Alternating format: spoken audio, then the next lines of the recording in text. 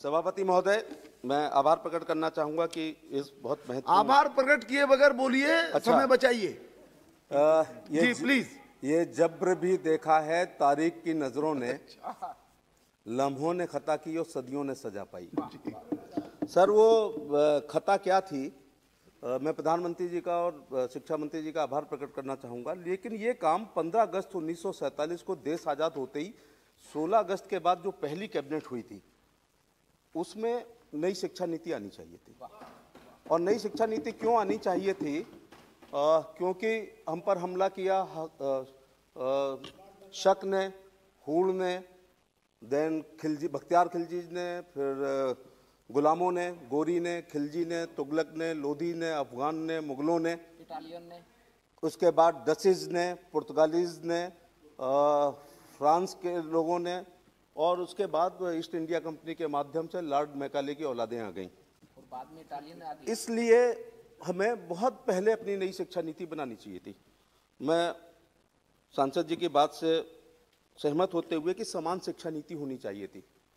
देश की आज़ादी के साथ अगर कॉमन एजुकेशन हो जाती, महामहिम राष्ट्रपति डॉक्टर राजेंद्र प्रसाद जी का नाती और राष्ट्रपति भवन के चपरासी का लड़का, दिल्ली के कमिश्नर और सिपाही का लड़का, और दिल्ली के चीफ सेक्रेटरी और पटवारी का लड़का, और दिल्ली के नगर सेठ का लड़का और रिक्शा चलाने वाले का लड़का अगर एक ही शिक्षा नीति से पढ़कर आए होते तो आज गांव देहात और किसान के बच्चे भी तमाम आईएएस और आईपीएस हो गए होते।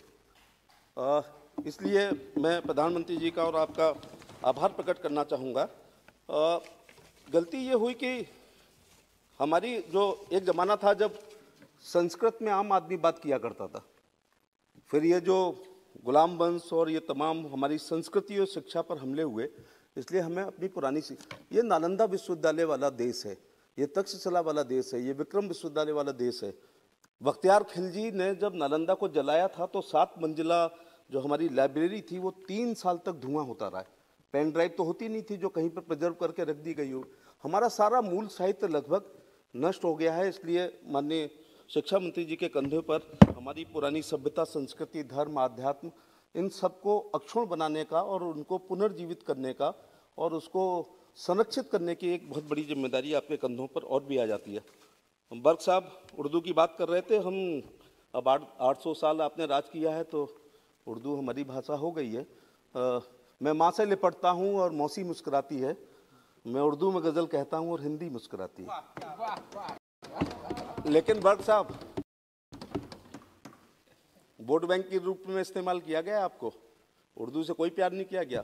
सब मेरे चाहने वाले हैं उर्दू के लिए बर्क साहब, सब मेरे चाहने वाले हैं पर मेरा कोई नहीं। सब मेरे चाहने वाले हैं पर मेरा कोई नहीं। मैं इस देश में उर्दू की तरह रहता हूँ। तो ये उर्दू की हालत कर रखी है आपके लोगों ने। आपको एक वोट बैंक के रूप में हमेशा एक इस्तेमाल किया गया है। तो महोदय, मैं ये अभागा देश है जिसमें एजुकेशन के कई श्रेणियां हो जाएंगी। आप समान शिक्षा की बात कर रहे थे। इस दौरान नदियों में बहुत पानी बह गया है। वैश्वीकरण, उदारीकरण और निजीकरण हो गया है। ऑक्सफोर्ड विश्वविद्यालय, कैम्ब्रिज और हार्वर्ड, ये मानना पड़ेगा कि वो पहले प्रकार के विश्वविद्यालय हैं। लेकिन आप बिहार से आते हैं, ये संयोग देखो कि जिस साल नालंदा विश्वविद्यालय को बख्तियार खिलजी जला रहा था, गोरे लोग फावड़ा लेकर उसी साल ऑक्सफोर्ड विश्वविद्यालय की नींव खोद रहे थे। अब सोचिएगा कि कितना पीछे वो हमसे कितने पीछे एजुकेशन में थे। जब हम भौतिक शास्त्र, रसायन शास्त्र, वनस्पति शास्त्र, दर्शन शास्त्र, समाज शास्त्र, नक्षत्र विज्ञान दुनिया को पढ़ा रहे थे, तो ये हमारा बड़ा नुकसान हुआ है। लेकिन आज भी पहले प्रकार के विद्यालय देहरादून का दून स्कूल, अजमेर का मेयो कॉलेज, ग्वालियर का सिंधिया और नैनीताल का सेठ बोर्ड है। ये स्वीकार करना पड़ेगा। दूसरे स्तर में Peter's Patrick, Charles George's, GD Goenka, DPS है। तीसरे स्टैंडर्ड में वो Andrew's holy public school type के जो नीली लाल टाई लगा करके अधकचरी अंग्रेजी बसें भेज करके बच्चों को पढ़ाते हैं। चौथे प्रकार के आपका राज्य हो या दूसरा राज्य हो, ये सरकारी स्कूल हैं। इसलिए मंत्री महोदय, आप में सबसे बड़ी अंत्योदय ये है। अगर पंडित दीनदयाल, अंत्योदय का ये मतलब नहीं है कि आखिरी गरीब विधवा को मकान मिल जाए, उसको राशन मिल जाए। मैं इसको शिक्षा का अंत्योदय मानना कराना आपके माध्यम से चाहूँगा कि अंतिम जो नालों पर विद्यालय हैं, जो दूरस्थ विद्यालय हैं, जहाँ सबसे ज़्यादा तनख्वाहें ली जा रही है, जिनका भविष्य बहुत सुरक्षित है, वहाँ से अंत्योदय कर दें। जिस देश का प्राइमरी सिस्टम अगर कोलैप्स कर जाएगा तो उस देश का बहुत ठीक नहीं रहेगा। बाबा साहब के 3 शब्द हैं, atom bomb, atom bomb, Alfred Nobel ने जो एटम बम बनाया था उससे भी ज़्यादा ताकत है, शिक्षित बनो, संगठित रहो और संघर्ष करो। अगर व्यक्ति शिक्षित नहीं होगा तब तक संगठित नहीं होगा, जब तक संगठित नहीं होगा तब तक वो संघर्ष के रास्ते पर चल ही नहीं सकता है। इसलिए समान शिक्षा पर ना बात पूरी नहीं अगर आप कर पाते हैं तो इतना तो आपको करना ही पड़ेगा कि प्राइमरी सिस्टम को एजुकेशन को, हालांकि उत्तर प्रदेश के मुख्यमंत्री ने बहुत सुधार किए हैं, हमने ड्रेस चेंज की है, उनको बहुत डिजाइनर पैंट शर्ट दिया है, उनको बस्ता दिया है, जूते मोजे दिए हैं, टीचर स्कूल जा रहे हैं, बायोमेट्रिक हो रहा है, लेकिन देर बहुत हो गई और बड़ा लंबा सा भाषण इधर कांग्रेस की तरफ से हो रहा था। ये हमारी शिक्षा की जड़ों में मट्ठा भयंकर रूप से आपने डाला है। स्वयं प्रथम प्रधानमंत्री तो कैम्ब्रिज में पढ़ रहे थे और आपने हमको कक्षा 6 में अंग्रेजी पढ़ाई। मेरे जो हम उम्र साथी यहाँ बैठे होंगे जो उत्तर प्रदेश, मध्य प्रदेश, बिहार से आ रहे होंगे, हमने पहली अंग्रेजी से हमारी मुलाकात कब हुई है? जब 6 में हम 11 साल के हो गए थे। कक्षा 7 में हमने दीनू दीपू लिखा, कक्षा 8 पे मैंने गाय पे निबंध रटा था और मेरे घर में 10-12 गाय बंधी थी। काऊ हैज 4 legs, 1 long tail, भूसा खाती है, भूसा की अंग्रेजी नहीं आती थी, कंडे बनते, बस सर खत्म कर रहा हूँ, कंडे की अंग्रेजी नहीं आती थी, दूध की आती थी तो मक्खन की अंग्रेजी नहीं आती थी। और आपने जो पहला बैच निकाला, आपने जो पहला बैच निकाला सिविल सर्विस का, उसमें अंग्रेजी का पेपर अनिवार्य था, फिर आपने हमको 11 साल में क्यों पढ़ाई? गांव के लड़कों का आप कितना बड़ा नुकसान हुआ है। जनरल नॉलेज का जब पहला पेपर अनिवार्य था, जनरल नॉलेज हमारे सिलेबस में ही नहीं थी। मैं जब ग्रेजुएट हो गया, वकील साहब समाप्त कीजिए, बस खत्म कर रहा हूं सब, मेरठ विश्वविद्यालय पे आ रहा हूं आपका।